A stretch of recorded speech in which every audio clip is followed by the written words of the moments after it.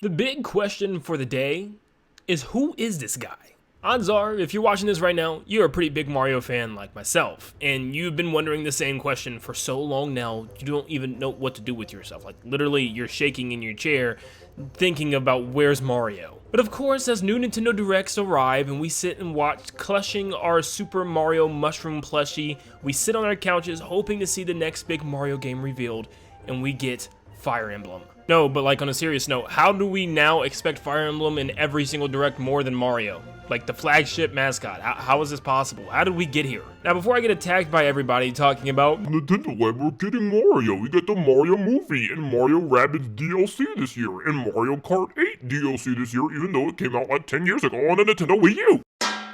Look, you know exactly what I'm talking about. But we also have Mario toys.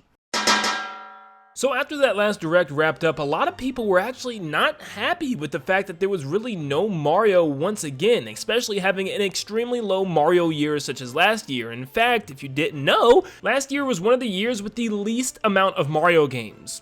And one of those Mario games was Mario Strikers Battle League. Rough. But after the Direct was wrapped up and finished, I felt kind of relaxed and not really worried this time around. And I really don't know why that is, and maybe it's just I've lost the hope for a new Mario being anytime soon. But it started to dawn on me after that Direct showing. After we saw all the games that were presented and kind of seen what was coming for the rest of this year pretty much, it dawned on me that the Switch is on its— Whoa. But Nintendo Land, you just passed Mario Land. Oh. Like I was saying, the Switch is definitely on its way out. We've seen lots of the rumors and leaks over the last couple of years actually coming true now, and they're kind of just stuffing the Switch with everything that they have left. The things that people have been waiting for, like the NSO expansion of Game Boy and Game Boy Advance games. We're also seeing lots of old games being brought back, like a last-second chance for them to appear on the Nintendo Switch, with Kirby's Return to Dreamland Deluxe and even the brand new Metroid Prime Remaster, which I have to actually get up now and go get my copy of. I will be back. You thought I was kidding. There were also rumors stating that after Tears of the Kingdom, there'd be really no more big games, and these rumors were coming back like 2 years ago. And as we can see now, there's really nothing else this year coming besides Tears of the Kingdom and Pikmin 4, which might actually be the very last games or big titles we see on the Nintendo Switch, which probably means Mario is finished. This latest Nintendo Direct told me two things. One, the Nintendo Switch is on its way out, and two, Mario is pretty much finished for the Switch and ready for the next console. And I don't know how I actually feel about that, because when you look back, Nintendo really only gave us one original Mario adventure game on the Nintendo Switch. Let that sink in.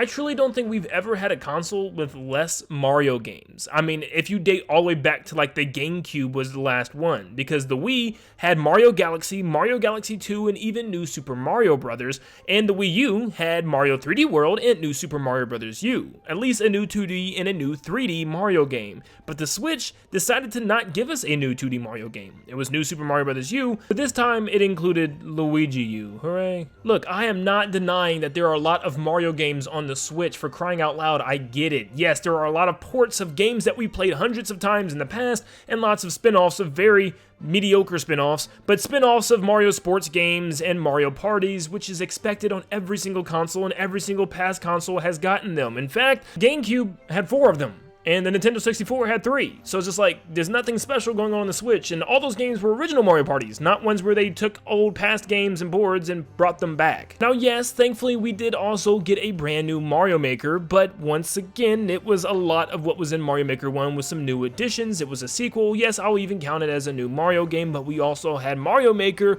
on the Wii U. So by far, I will say, the Nintendo Switch had significantly less new Mario games than we've seen on past consoles. But all that is including 2D and 3D Mario. But looking just at 3D Mario alone, I cannot believe we didn't get a second 3D Mario game. I know a lot of people are going to say, for the most part, we only get one new 3D Mario game a console, and that's just not true. We got Mario Galaxy 2 on the Nintendo Wii, so they definitely could have gave us another one, especially considering the fact that this is one of the first times in a very long time we got a brand new Mario game out the gate for the Nintendo Switch. In fact, it released year 1, along with The Legend of Zelda Breath of the Wild, arguably one of Nintendo's biggest games of all time, yet they managed to find a way to give us a sequel with Tears of the Kingdom. How did Mario Odyssey not get a second game in the franchise? And this is also including the fact that Zelda got other ports and remakes from past games as well, with Skyward Sword and The Legend of Zelda Link's Awakening remake, and even 2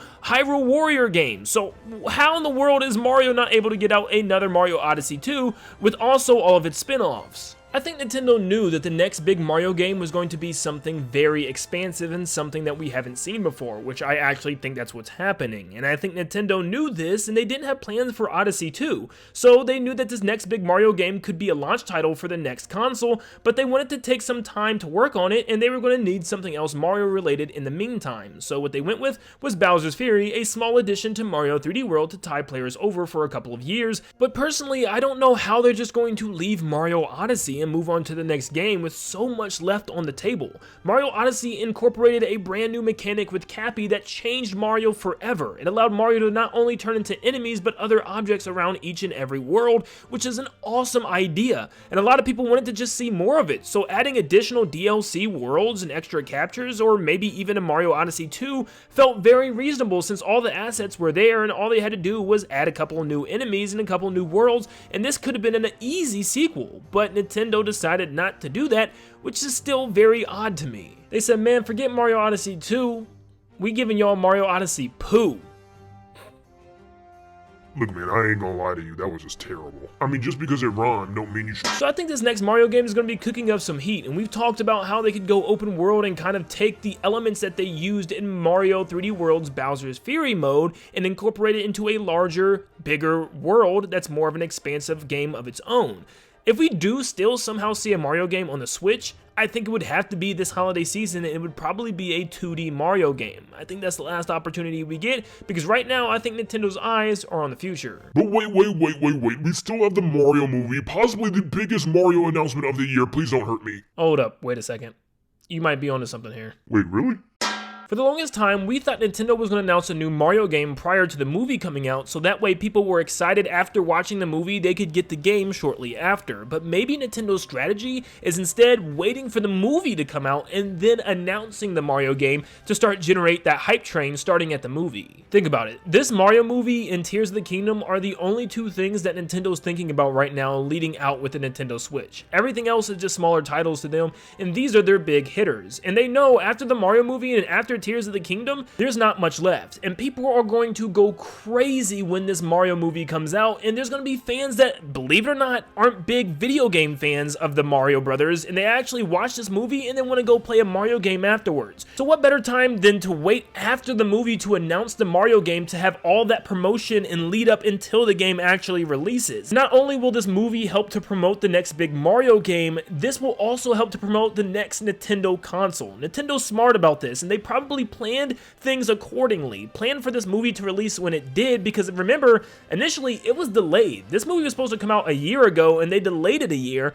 Why do you think that is? It could be for any other reason within the making of the movie, but I think it was because they wanted to go alongside a brand new console and a brand new Mario game and tie into the hype. So I would not be very surprised if there was like a big presentation towards the middle or end of this year, maybe focusing on the next console once all of these games kind of push out, meaning like after Pikmin 4 in July, there's not much else to look forward to, so maybe at the end of this year we get a look at the next console and the next Mario game, which people will be hype off of the movie and ready to see it, and they will get even more views, even more love, and even more attention and copies sold with this next big Mario game. So Mr. Lugs, I see where you're coming from. There has been a lot of Mario smaller titles sprinkled here and there, but there is something about these titles leading up to something big coming. Yep. I can definitely feel it, and I think the Mario movie is going to be the segue into something big. Like I said, we've got tons of Mario games to hold us off. We just got NSO expansion, classic Mario games brought to the Switch, we have Mario Kart 8 DLC, we have Mario Rabbids DLC.